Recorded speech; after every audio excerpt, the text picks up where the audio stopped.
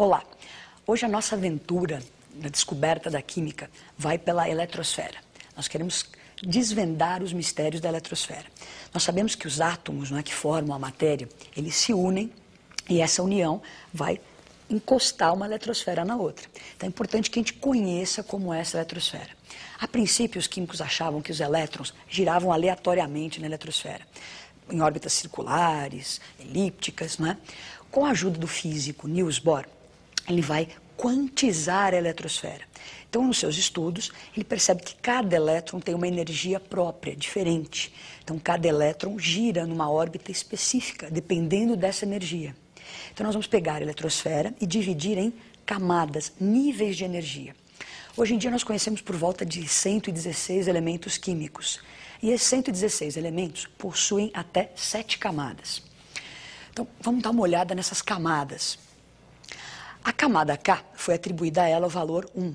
A camada L é a número 2, a M é a 3, a N é a 4, a O é a 5, a P é a 6, a Q é 7. Então, nós sabemos que quem mora nessa eletrosfera são os elétrons. Será que eu posso colocar quantos elétrons eu quiser nessas camadas? Não. Existe um número máximo de elétrons por camada. Então, os nossos amigos físicos contribuem com isso e nos dão esses números.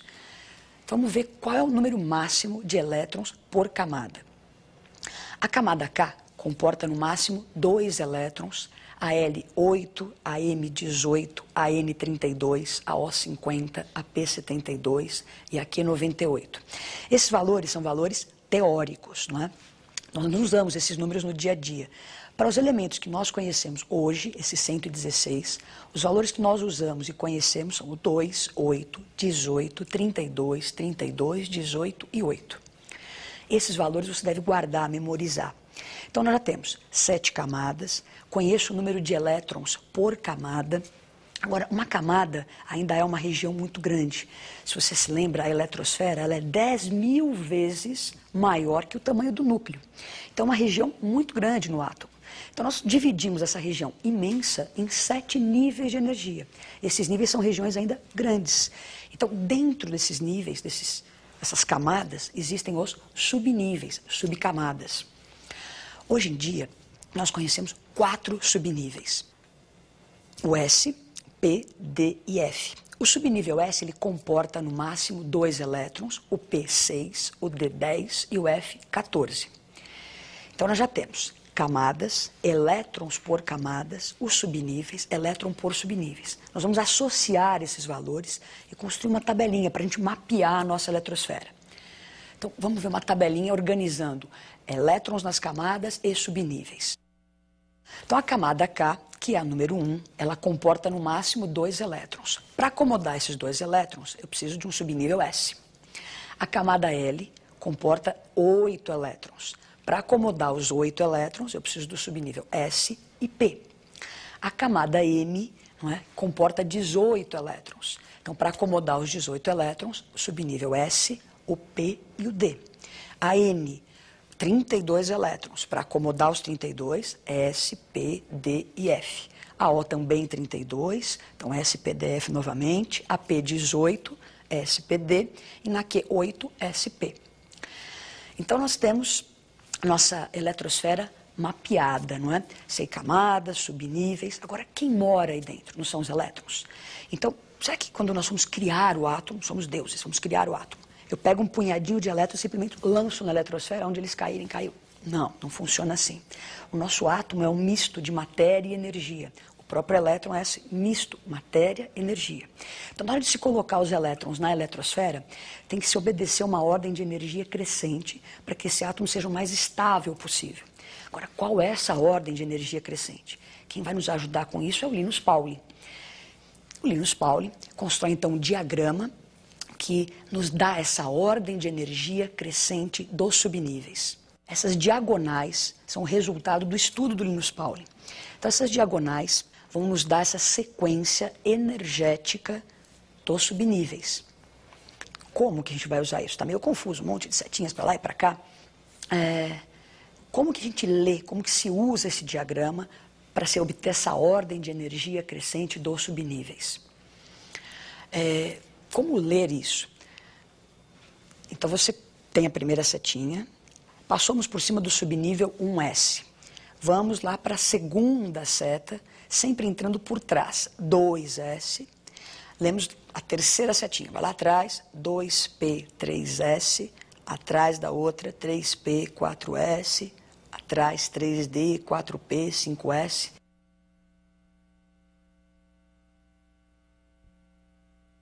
Então, essa sequência que nós estamos falando aqui é a sequência energética, a ordem de energia crescente subnível por subnível.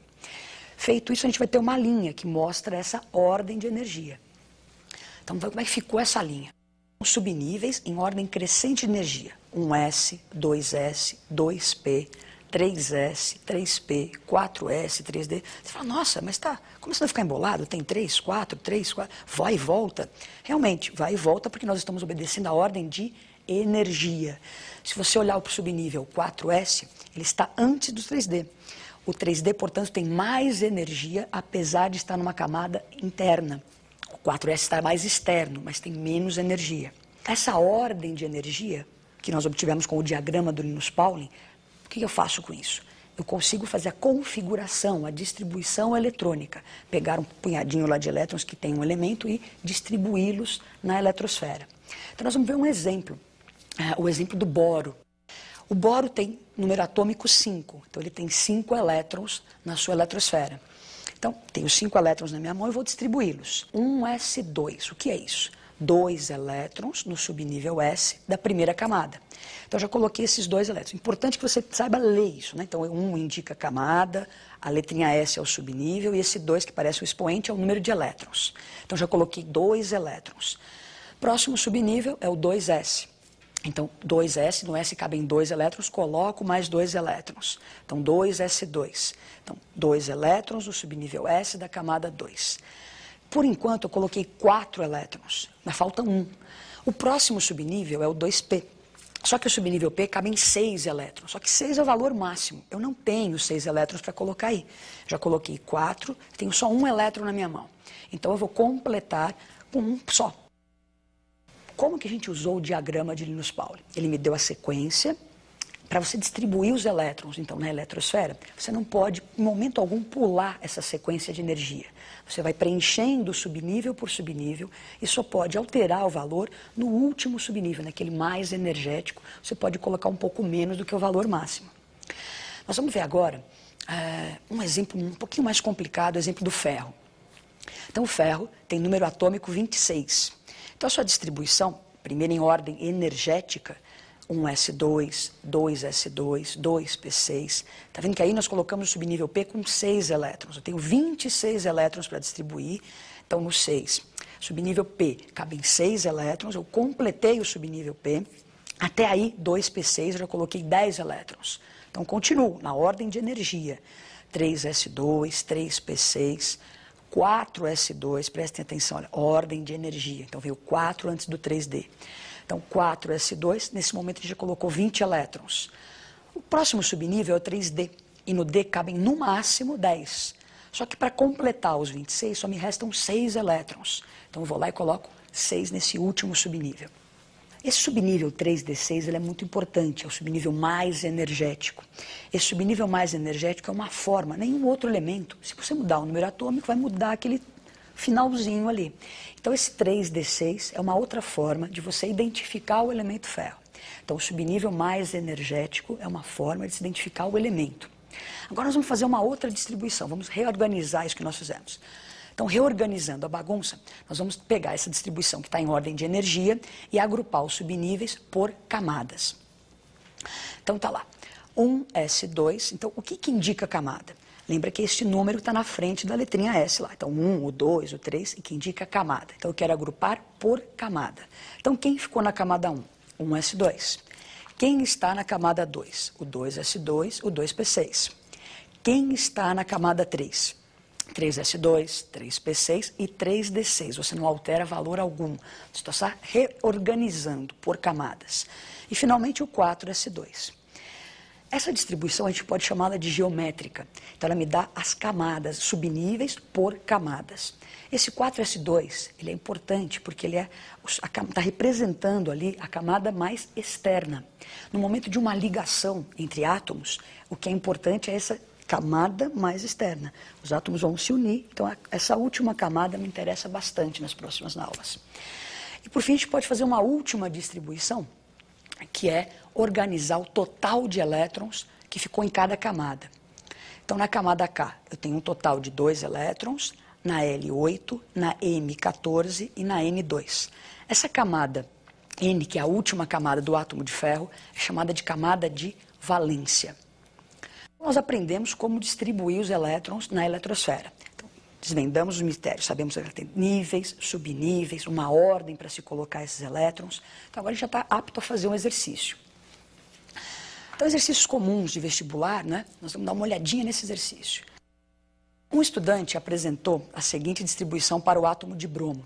Lembrando que alguns vestibulares, eles dão a tabela periódica ao começo da prova. Então, o número atômico do bromo estava disponível, ele é 35.